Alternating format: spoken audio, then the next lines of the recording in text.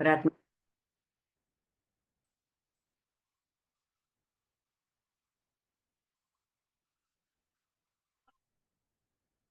પ્રાર્થના લઈ લેશું.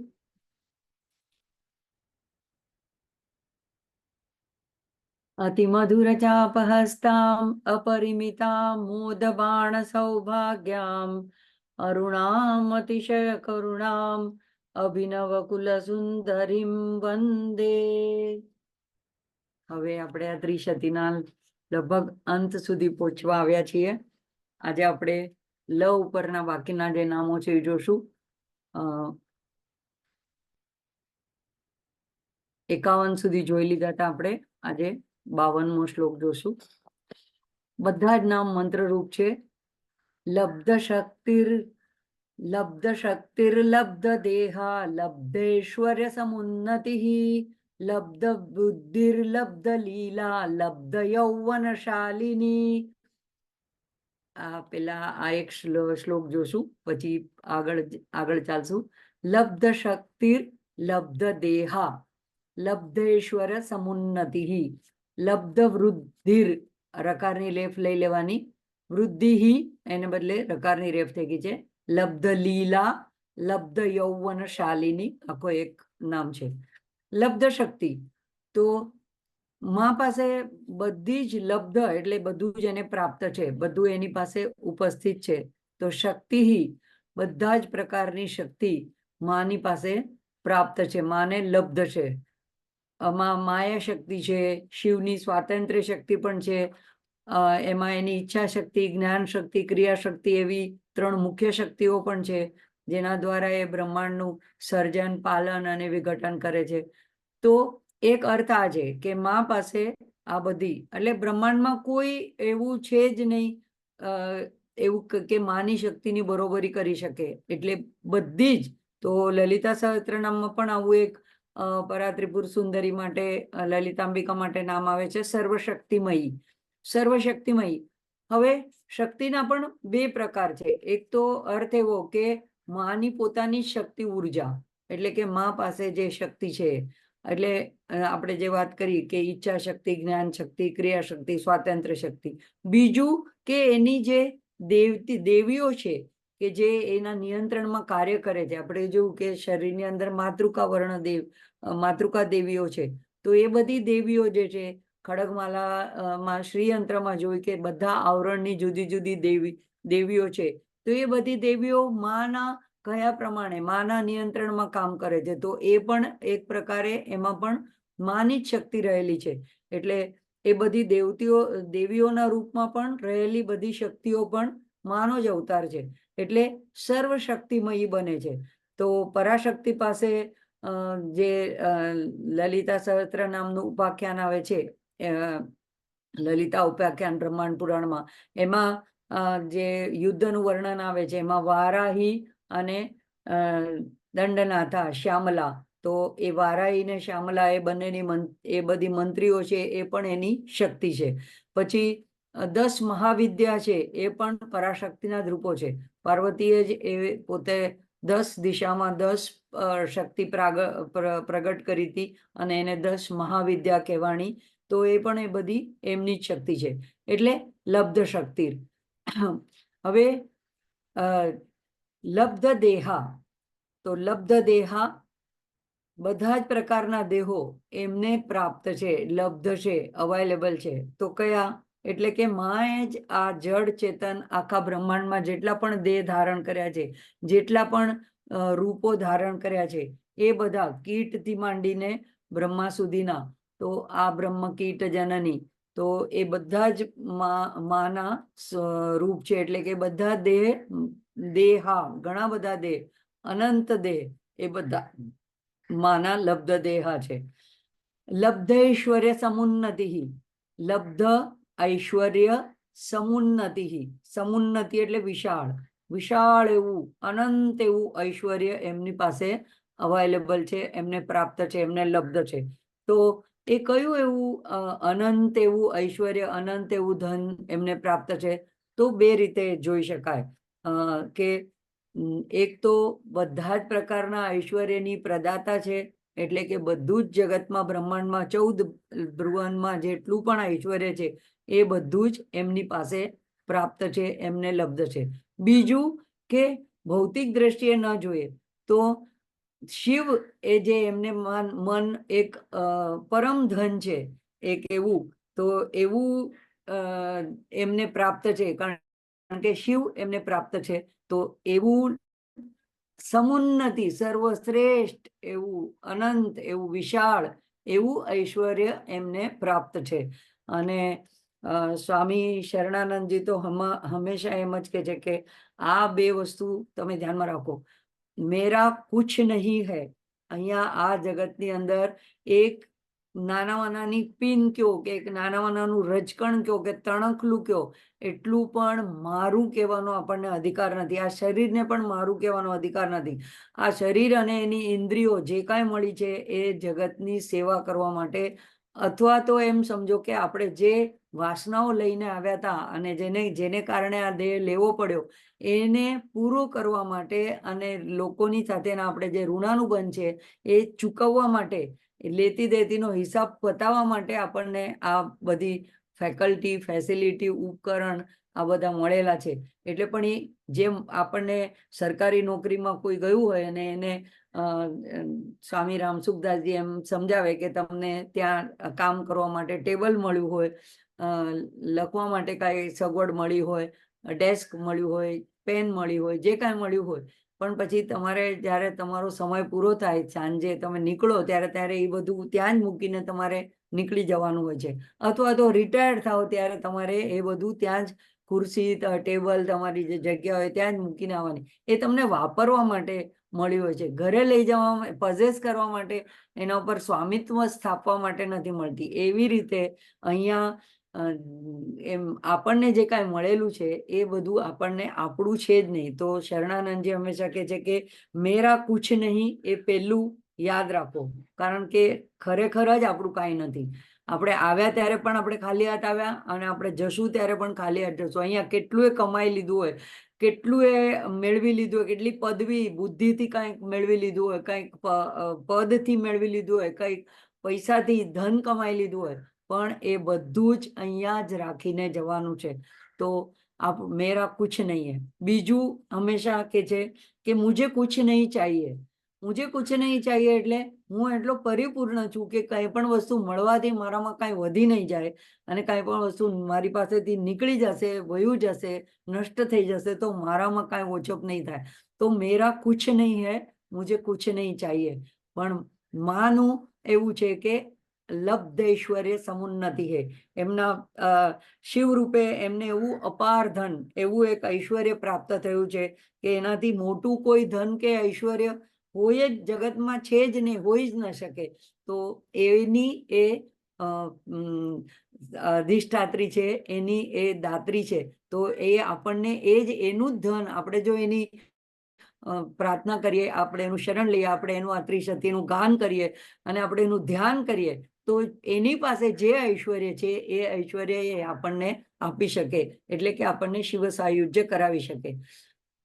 લબ્ધ વૃદ્ધિ, વૃદ્ધિ એટલે વધવું.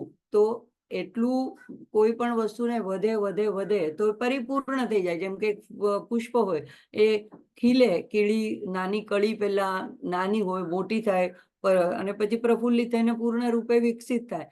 તો એ પૂર્ણતાને જ્યારે પ્રાપ્ત કરે ત્યારે પછી એનાથી પછી કાંઈ આગળ વધે નહીં. તો અહીંયા લબ્ધ વૃદ્ધિ એ પૂર્ણતાના અર્થમાં છે. તો માને એવી પૂર્ણતા પ્રાપ્ત છે કે પૂર્ણ બ્રહ્મ છે, એનામાં કંઈ ઓછપ નથી, કંઈ વધઘટ થતી નથી, બ્રહ્મ પરિપૂર્ણ છે.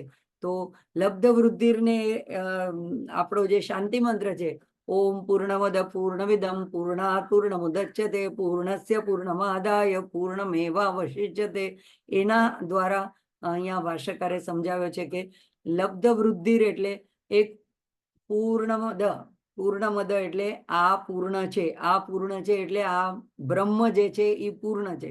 પૂર્ણમિદમ, ઇદમ અહમ અને ઇદમ એટલે આ જગત બ્રહ્માંડ, એ પણ એણે બનાવ્યું છે એટલે એ પણ પૂર્ણ જ છે. એમાં કાંઈ ઓછપ, કમી કંઈ છે નહીં, ખોટ ખાપણ કંઈ છે નહીં, તો એ પણ પૂર્ણ છે.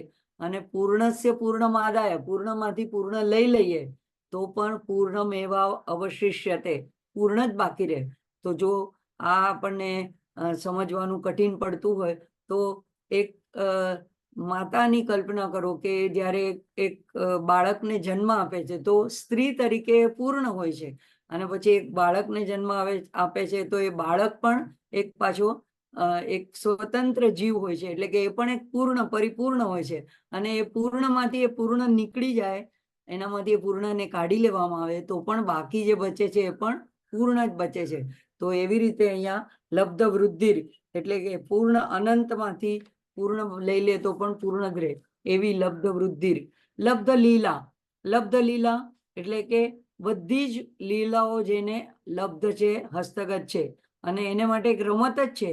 તો પંચકૃત્ય પણ જે છે, સૃજન, પાલન, વિનાશ, તિરોધાન અને અનુગ્રહ, તો એ બધા પંચકૃત્ય પણ એને મને એક લીલા, એક આંખની પલકને જ્યારે એક આમ પલકારો મારે એટલામાં જ એ એટલું બધું કાર્ય કરી લે છે. તો એને માટે આ બધું એક લીલા રૂપે જ છે. અને સદાશિવ જ્યારે એને સૃજન કરવું હોય તો એ બ્રહ્માનું રૂપ ધારણ કરે છે, જ્યારે પાલન કરવું હોય તો વિષ્ણુનું રૂપ ધારણ કરે છે, વિનાશ કરવો હોય ત્યારે રુદ્રનું રૂપ ધારણ કરે, એટલે કે અનેક રૂપો ધારણ કરે છે. અને આ બધા ક્રિયાઓ અને આ બધા કર્મો કરે છે એને માટે એક લીલા, એક રમત રૂપે છે. એવી રીતે લલિતા સહસ્ત્રનામમાં આવે છે લીલા કૃપ્ત બ્રહ્માંડ મંડલા, બીજું આવે છે લીલા વિગ્રહ ધારિણી. તો આવી રીતે લીલા વિનોદિની. તો આ બધા લલિતા સહસ્ત્રનામમાં પણ આ પ્રમાણેના માની લીલાના વર્ણન કરતા નામો આપણને પ્રાપ્ત થાય છે. આગળ આવે છે લબ્ધ યૌવનશાલિની. તો એટલે કે યૌવનશાલિની એ હંમેશા યૌવના રૂપે, હંમેશા નવ યૌવના રૂપે, એટલે કે એને જરા સ્પર્શ કરતા નથી. વૃદ્ધત્વ, નાશ, એ જીવને, આપણે મનુષ્યને, આપણા શરીરને આ બધી ક્રિયાઓ વૃદ્ધિ અને વિનાશ, ક્ષય એ બધા સ્પર્શ કરે છે. પણ માનું સ્વરૂપ કહેવાય છે હંમેશા યૌવન, હંમેશા ઉત્સાહથી, આનંદથી, પ્રફુલ્લિતતાથી ભરપૂર, અને એને કોઈ જરા કે વૃદ્ધત્વ કે બીમારી કે રોગ એ સ્પર્શ કરતું નથી. એટલે ઉપનિષદોમાં પણ વર્ણન આવે છે અહમ અજમ પુરાણમ. તો ગીતામાં પણ એવી જ રીતે 15મા અધ્યાયમાં આવે છે.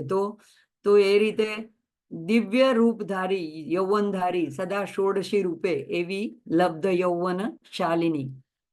તો આવી બધી માના આવા બધા નામોનું અને આવા બધા રૂપોને દ્વારા માના મહિમાનું ગાન અને માના રૂપનું ચિંતન કરવા માટે આપણને અહીંયા આ બધી વસ્તુ, અને ઇનડાયરેક્ટલી આપણે જે એનો એનો જે બીજાક્ષર છે એનો પણ આપણા દ્વારા આ જ્યારે આપણે આ નામ બોલીએ લબ્ધ યૌવનશાલિની, લબ્ધ વૃદ્ધિ, લબ્ધ લીલા, તો લકાર જે છે એનું પણ આપણા દ્વારા અનાયાસે ગાન થઈ જાય છે. એટલે એક રીતે આ મંત્ર રૂપ છે કે પંચદશીનો મંત્ર આપણા દ્વારા આ સ્તોત્રના ગાયન દ્વારા 20 વાર બોલાઈ જાય છે. એટલે ભલે આપણે દીક્ષા ન લીધી હોય તો પણ આપણે આના દ્વારા પણ આપણને ઇનડાયરેક્ટલી આપણને એનું ફળ પ્રાપ્ત થાય છે. અને એમ કહેવાય છે કે જે આપણા આધ્યાત્મિક પથમાં અથવા તો આપણે જે પણ કાંઈ કર્યું હોય એમાં આપણી કાંઈ પણ ત્રુટિ રહી ગઈ હોય તો આ સર્વ પૂર્તિકાર એવું આ સ્તોત્ર છે. એમાંની જેટલી ત્રુટિ હોય એને બધાને પૂર્ણ કરી દે છે. આગળ જોશું 53મો શ્લોક.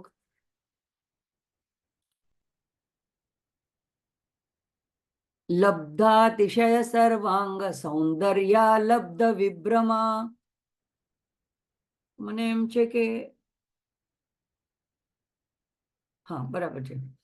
લબ્ધાતિશય સૌંદર્ય, લબ્ધાતિશય સર્વાંગ સૌંદર્યા લબ્ધ વિભ્રમા, લબ્ધ રાગા લબ્ધ પતિર લબ્ધ નાનાગમ સ્થિતિ.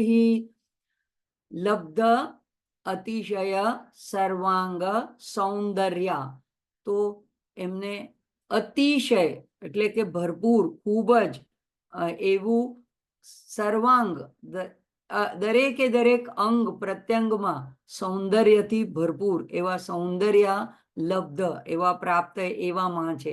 તો આપણે લલિતા પંચકમમાં પણ જોયું હતું. અને લલિતા સહસ્ત્રનામમાં અનવદ્યાંગી એટલે માના બધા જ અંગો અતિશય સૌંદર્યથી પરિપૂર્ણ છે, એમાં એક પણ દોષ નથી.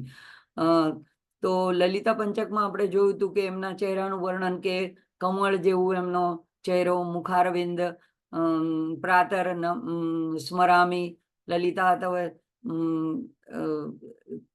તો એમાં એના ચહેરાનું વર્ણન કરતી વખતે શંકરાચાર્યજી, આદ્ય શંકરાચાર્યજી કહે છે કે એ કમળ જેવું છે, પવિત્ર, કોમળ, પ્રસન્ન, પ્રફુલ્લિત અને રક્તવર્ણનું ગુલાબી ઝાંયવાળું એવું સવારના ઉગતા સૂર્ય જેવું એવું એમનું મુખારવિંદ છે. અને એની સાથે એમના અધર કેવા છે, તો એમના હોઠ પણ એવા લાલ રક્તવર્ણના બિંબ એવા ફળના જેવા એકદમ લાલ ચટક એવા એમના હોઠ છે. એમની આંખો કેવી છે, તો એકદમ આકર્ણ દીર્ઘ એટલે કાન સુધી ખેંચાયેલી એવી મોટી દીર્ઘ એવી એમની આંખો છે. અને એમાં કાનમાં એમણે કુંડલો ધારણ કર્યા છે, જેના રત્નનો પ્રકાશ થી એમના ચહેરા ઉપર પડી રહ્યો છે. એમનું ભાલ કેવું છે, એમનું કપોલ, એમનું કપાળ કેવું છે, તો એની અંદર કસ્તુરીનું તિલક છે. અને આ રીતે એમના ચહેરા ઉપર એક મંદ સ્મિત રહેલું છે. તો અને મુખમંડળ આખું આ કર્ણમાં જે કુંડલો અને એની અંદર જે રત્નો જડેલા છે એનાથી આખું ઉજ્જવલ અને ભાસિત થયેલું દેખાઈ રહ્યું છે. પછી માના હાથ કેવા છે, તો કલ્પવૃક્ષની વેલ જેવા છે. આંગળીઓ એક કુમળી પાંદડીઓ હોય એવી એકદમ કોમળ લાલ રંગની એવી એમની આંગળીઓ છે. ગૌરવર્ણ એમનો હસ્ત છે, અને એમાં એના હાથ જે છે એ રક્તવર્ણની એવી એમની આંગળીઓ છે. એની અંદર બધી રત્નજડિત અંગૂઠીઓ બધી માએ પહેરેલી છે. તો અને માના હાથમાં કંકણ છે કે જેમાં રત્ન જડેલા છે, મણિમાણિક્ય જડેલા છે, બાજુબંધ છે. એમના ચરણો કેવા છે, તો લાલ ચરણો છે કે જે ભક્તોને આ ભવપાર કરાવી નાખે એવા ભવસિંધુ પોતમ. તો આ રીતે માનું જે સૌંદર્યનું વર્ણન જુદા જુદા સ્તોત્રમાં જુદી જુદી જગ્યાએ આપેલું છે, જુદા જુદા પ્રાર્થના મંત્રોમાં આપેલું છે, ધ્યાન મંત્રોમાં આપેલું છે. તો એમ સૌંદર્ય માટેની જે એક કહેવાય છે કે સામુદ્રિક શાસ્ત્ર, એના આધારે એની વ્યક્તિના સૌંદર્યની ગણના કરવામાં આવે કે એમાં પરિપૂર્ણતા છે કે નહીં. તો એ સામુદ્રિક શાસ્ત્રના જેટલા લક્ષણો છે એ બધાથી પરિપૂર્ણ એવી માતા અતિશય સર્વાંગ સૌંદર્ય છે. પછી આવે છે લબ્ધ વિભ્રમા. તો આગળનું નામ જે હતું એ માના સગુણ બ્રહ્મ રૂપનું વર્ણન હતું. હવે લબ્ધ વિભ્રમા એટલે અહીંયા ત્યાં ફરવું, એટલે કે ચંચળ રીતે રમત કરવી, તો એક પ્રકારની લીલા કરવી. તો એ પણ એમને સહજ પ્રાપ્ત છે. બ્રહ્માંડને સર્જન કરવું, પાલન કરવું એ એવી રમતવાત છે કે જાણે નાના બાળકોએ કોઈ વસ્તુ બનાવતા હોય, રેતીના દરિયા કિનારે જઈને રેતીમાંથી કઈ વસ્તુ બનાવે, પાછું એને ધ્વંસ કરી દે, તોડી નાખે, તો બાળકને મને કેવી એક રમતવાત હોય છે ને કેવી સહજતાથી એ લોકો કરી નાખતા હોય છે. તો એવી જ રીતે માને અહીંયા આ એટલું સહજતાથી આ બધું કાર્ય કરે છે કે એમાં એને કોઈ પરિશ્રમ પડતો નથી. એટલે લબ્ધ વિભ્રમા. પછી લબ્ધ રાગ એટલે બધા પ્રકારની ભાવના, પ્રેમ, સ્નેહ, ઈચ્છા, એવી બધી આસક્તિ, તો એવી બધી જે ભાવનાઓ છે એ બધા રાગા એમને પ્રાપ્ત છે. હવે આ ભાવના એમની બે પ્રકારે હોય છે. એક તો એમની આવો રાગ પ્રેમ એ પોતાના પતિ શિવ પ્રત્યે હોય છે, અને બીજી તરફ પોતાના નિર્માણ કરેલા પ્રાણીઓ એટલે કે આપણે બધા આપણા પોતાના બાળકો પ્રત્યે જનનીનો જે ભાવ હોય એવો એમનો રાગ આપણા પ્રત્યે હોય છે. તો એ બધું એમને પ્રાપ્ત છે. તો શિવ પ્રત્યેની ભાવના લલિતા સહસ્ત્રનામમાં શિવકામેશ્વરાંકસ્થા એ દ્વારા દર્શાવી છે. એટલે કે શિવજીની એ ડાબી બાજુ અંકમાં વિરાજિત છે. શિવ એ પ્રકાશ, ચૈતન્યનું, શુદ્ધ ચૈતન્યનું પ્રતીક છે, અને શક્તિ એ વિમર્શ રૂપ છે, એનું પ્રતિબિંબિત રૂપ છે, એની શક્તિ છે. તો ડાબી બાજુએ જ બેઠી છે. કોઈ કહેશે કે ડાબી બાજુએ જ કેમ માં બિરાજમાન છે?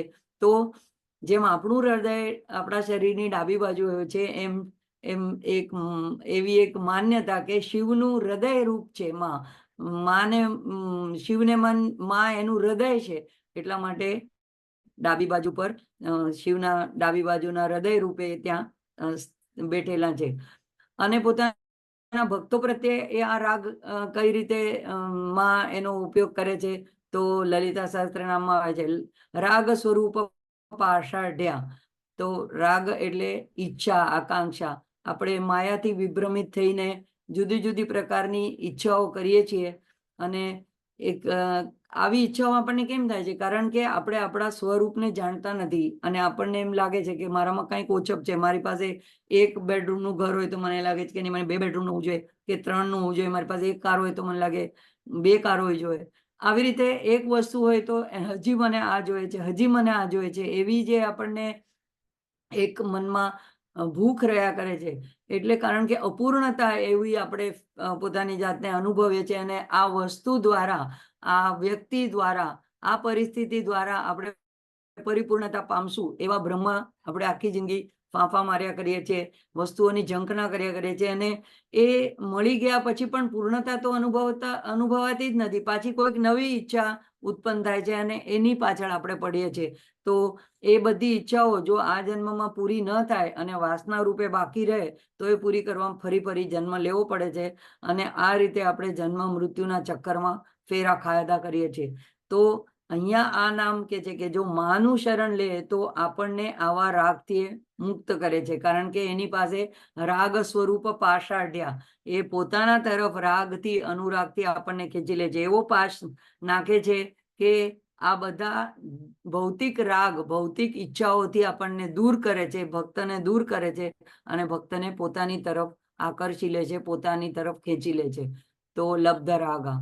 લબ્ધપતિર, લબ્ધપતિર તો પાર્વતી રૂપે જોઈએ તો એમણે પોતાના કઠિન તપ કરીને પોતાના દ્રઢ વિશ્વાસથી એમણે શિવજીને પ્રાપ્ત કર્યા હતા. પણ અહીંયા લલિતાંબિકાની વાત આવે છે તો બ્રહ્માંડ પુરાણમાં લલિતા મહાત્મ્યમાં એના 15મા અધ્યાયમાં વર્ણન છે કે દેવી લલિતાંબિકા એ જ્યારે પ્રગટ થાય છે ચેદગ્નિ કુંડ સંભૂતા, ત્યારે એ કામેશ્વરીના રૂપમાં એ અતિ સૌંદર્યશીલ એવી યુવતી રૂપે, ષોડશિકા રૂપે ઉત્પન્ન થાય છે, પ્રગટ થાય છે. ઉત્પન્ન કરતા પ્રગટ થાય છે ત્યારે અન્ય એ દેવી દેવતાઓને સંબોધિત કરીને કહે છે કે હું સદૈવ સ્વતંત્ર છું, અને મારા જીવનનું આચરણ અને મારી રમત અને લીલાઓ એ મારી ઈચ્છા અનુસાર જ બનશે. તો મારો પતિ એ જ બને, એ જ હશે કે જે મારા આચરણને અને મને અનુકૂળ હશે. એટલે બધા સ્તબ્ધ થઈ જાય છે. પણ ત્યારે ત્યાં, કારણ કે શક્તિ તો બની જ હોય છે શિવને માટે, શિવજી ત્યાં અત્યંત મનોહર એવું કામેશ્વરનું રૂપ લઈને એ સ્થાને ઉપસ્થિત થાય છે. ત્યારે બ્રહ્મા અને વિષ્ણુ એમને લઈને કામેશ્વરીની પાસે લઈ જાય છે. એ કામેશ્વર સ્વરૂપને જોઈને માં અતિ પ્રસન્ન થાય છે. કામેશ્વર પણ કામેશ્વરીના સ્વરૂપને જોઈને મોહિત થાય છે, અને ત્યારે માં એમને કહે છે કે આમની સાથે એ પોતે નિર્ણય કરે છે કે આ મારા માટે યોગ્ય પતિ છે, અને એમનો વિવાહ સંપન્ન થાય છે, અને બંને સિંહાસન પર આરૂઢ થાય છે. તો આ ત્યાં આખ્યાનમાં વાત આવે છે. એટલે લબ્ધપતિર, પોતાને જેવો પતિ જોતો તો એવો પતિ પ્રાપ્ત કરનારી એવી લબ્ધપતિર. લબ્ધ નાના આગમ સ્થિતિ. લબ્ધ નાના, નાના એટલે અનેક પ્રકારના, આગમ સ્થિતિ, આગમ એક એ પ્રમાણેની પૂજાની પદ્ધતિ, પારંપરિક પદ્ધતિ અને એની વિધિ વિધાન છે કે જે મંદિરોમાં ખાસ કરીને આ આગમ શાસ્ત્રનો ઉપયોગ થાય છે. પણ આગમ કહીને એમ દરેક શાસ્ત્રનો સંદર્ભ આપી દીધો છે.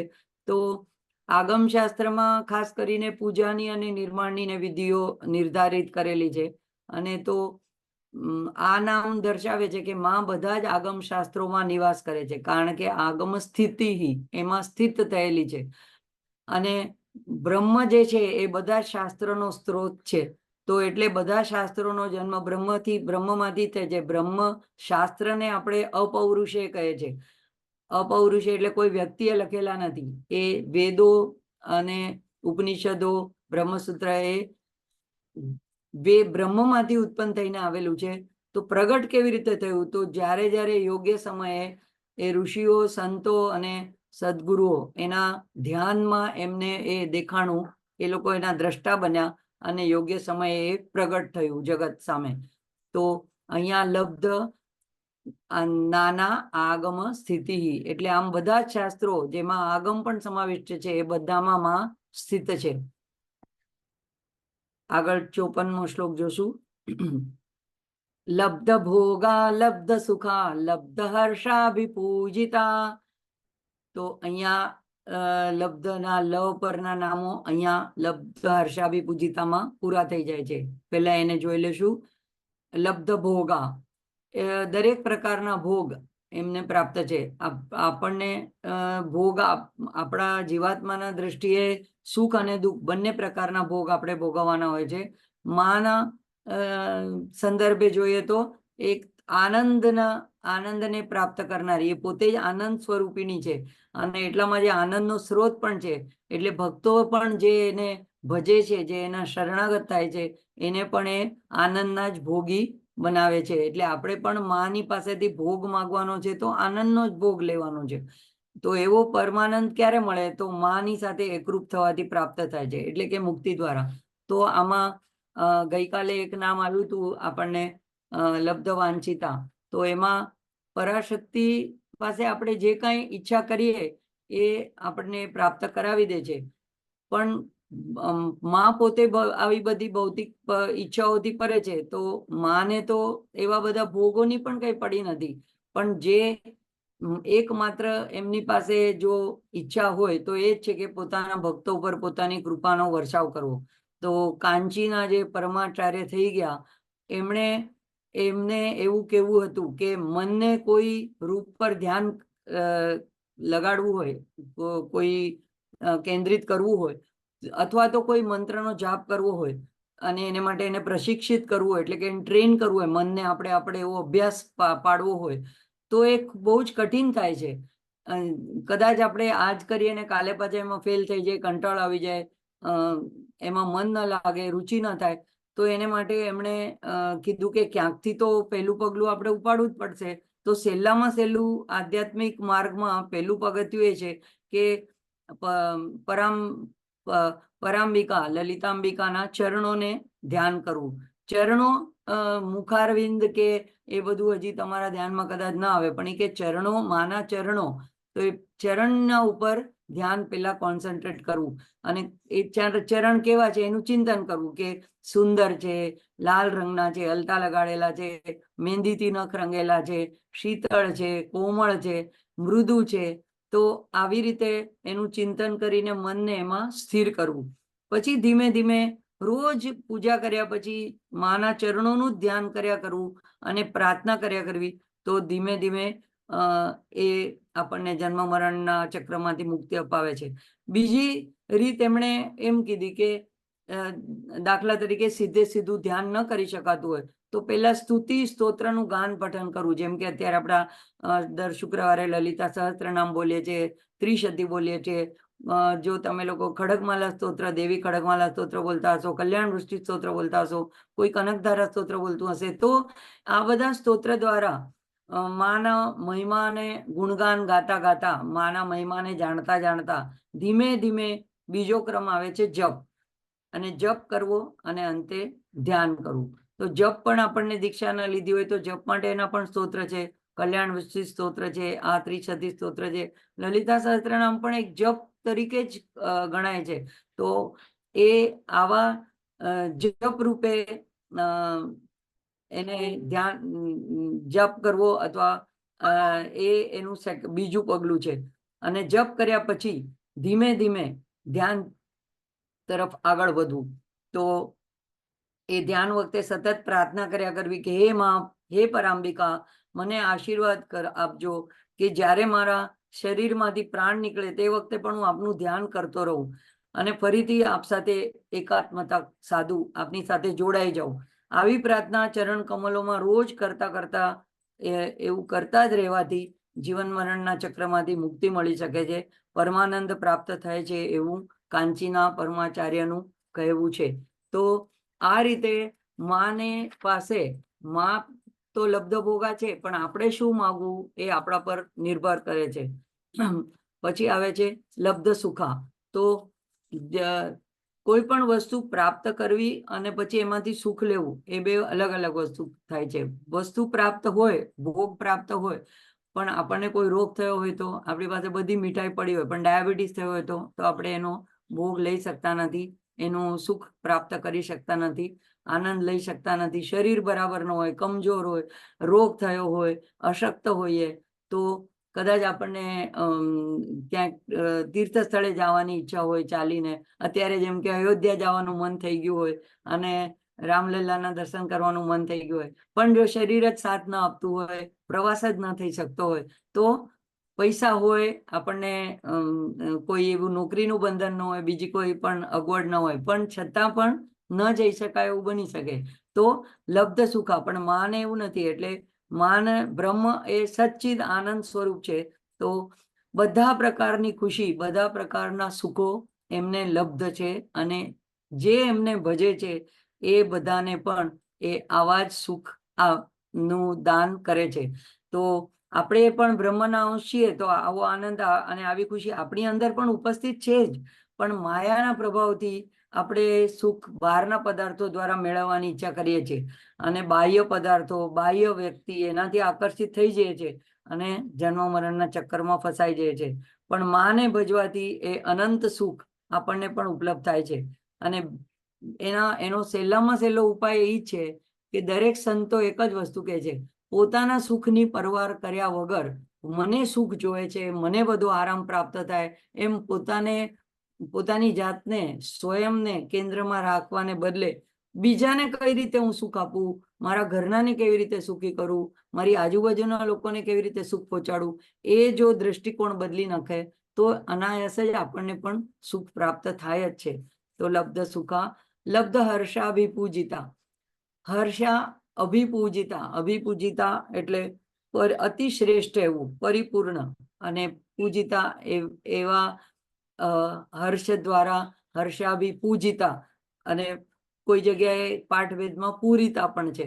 તો એવી હર્ષથી ભરપૂર અથવા તો એવા હર્ષથી પૂજન કરવાથી, અતિશય એવા હર્ષથી પૂજન કરવાથી લબ્ધ એ પ્રાપ્ત થાય છે. બંને પ્રકારે અર્થ લઈ શકાય છે અને પરિપૂર્ણ એવી છે, હર્ષોલ્લાસથી પરિપૂર્ણ છે. ભક્તોને પણ એવો શ્રેષ્ઠ હર્ષ અપાવે છે. કયો છે શ્રેષ્ઠ હર્ષ આપણા જીવનનો? તો ઈશ્વર સાથે એકરૂપતા. તો એ શિવજીની સાથે આપણું સાયુજ્ય કરાવી શકે છે. એટલે પૂરિતા હોય તો એ અર્થ, પૂજિતા હોય તો એ એના દ્વારા પૂજિતા, લોકો દ્વારા પૂજિતા. આગળ છે રિંકાર મૂર્તિ. રિંકાર સૌધ શૃંગ કપોતિકા. ઋણકાર લખેલું છે ત્યાં પાછું રિંકાર જ આવશે. એટલે રિંકાર મૂર્તિર રી ઉપર પાછો રેફ છે એટલે મૂર્તિ પણ આવે. અને રિંકાર સૌધ શૃંગ કપોતિકા. તો હવે રીમના નામો શરૂ થયા. આ ત્રિશતીનો પંચદશીનો 15મો અક્ષર છેલ્લો સકલ રીમ, અને જે શક્તિકૂટ છે એનો ચોથો અંતિમ. હવે 20 શબ્દો, 20 મંત્રો શરૂ થાય છે રીમ પરથી.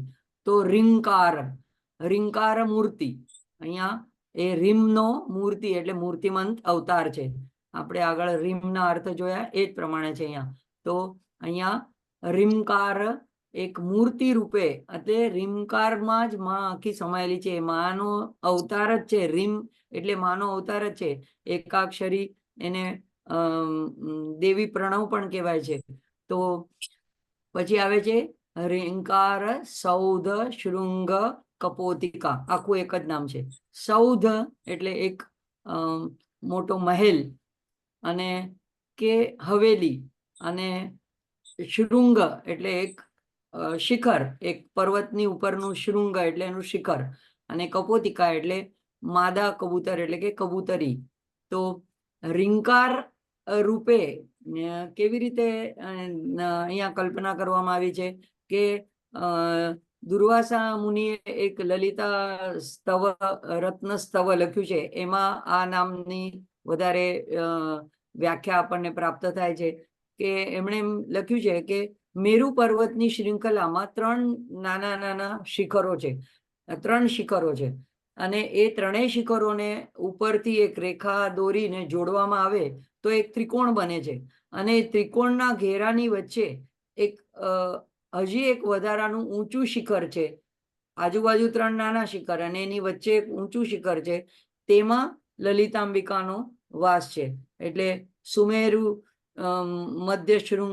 સુમેરુ મધ્ય શૃંગસ્થા એવું જે લલિતા સહસ્ત્રનામમાં નામ આવે છે એનું એ રીતે વર્ણન કરવામાં આવેલું છે. અને એ મેરુ પર્વતની ટોચ ઉપર એક શ્રીનગર નામનું શહેર છે, અને એની વચ્ચે એક ચિંતામણી ગૃહ છે, ચિંતામણી ગૃહાંતસ્થા, તો શ્રીમન નગર નાયિકા, આ બધા નામ લલિતા સહસ્ત્રનામમાં આવે છે. તો ચિંતામણી ગૃહ નામનો એક મહેલ છે, અને એમાં એ કપોતિકા રૂપે રહેલી છે. તો આવી રીતે એક માને એક ઉપમા આપવામાં આવેલી છે. તો અહીંયા આપણે 282 જેટલા નામ પૂર્ણ થાય છે. આજે આપણે અહીંયા અટકશું અને આનું પઠન લઈ લેશું.